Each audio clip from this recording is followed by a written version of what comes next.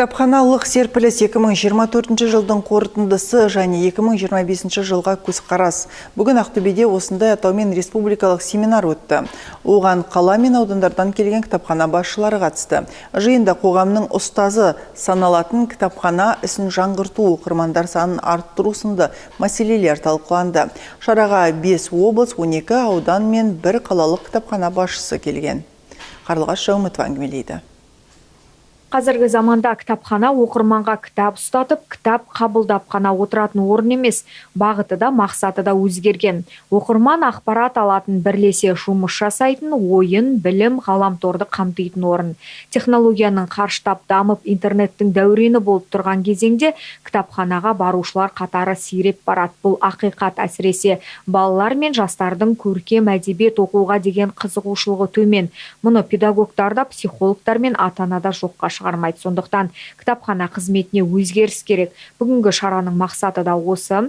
Кітапханалардың болашақтағы даму стратегиясын анықтау. Осы өзара тәжірибе алмасу, ой бөлісу, әрі қарай кітапхана саласының жұмысын дамыту мақсатында ұйымдастырылып отыр. Қазіргі таңда біздің облыста 233 кітапхана бар. Оның 70-і ауылдық модельдік кітапхана, 30 коворкинг орталығы жұмыс жасап жатыр. 2024 жылы екі коворкинг жаңадан ашылды. Ол Мұғалжар ауданында, Жырын және Жем қаласында. Бұның бәрі оқырмандардың жақсы жерде, ыңғайлы ортада кітап оқуына, одан әрі өзін дамытуға мүмкіндік береді. Кітапханалық қызметтің жаңаша даму бағыттары жастардың кітапханаға қызығушылығын арттыру алға қойылған бағыт. Кітап оқуға құмар жастарда жоқ емес, сирек болса да апта сайын келетін оқырмандарымыз бар дейді кітапханашылар. Мәселен, тек сақтаған Бәйішев атындағы облыстық кітапханада тұрақты 29 мың оқырман бар. Олар айына 1,5-мыңға дейін кітап алып тұрады екен. Сөз жоқ, күннен күнге біздің оқырмандарымыздың саны артуда. Оны бірінші кезекте менің ойымша ата-аналар түсінді. Ата-ана баланың жаңа телефонға үңіліп отырып, смартфонға дамымайтынына көзі жетті.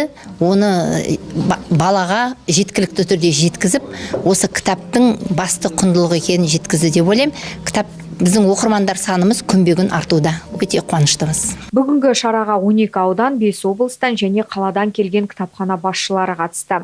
Кітапхана саласының мамандары 2025 жылға арналған міндеттерді айқындап, бұл жұмыстардың бұдан әрі даму бағытын нақтылады. Қарлығаш Жаумытова, Жасұлан Жұбай, Тәулік.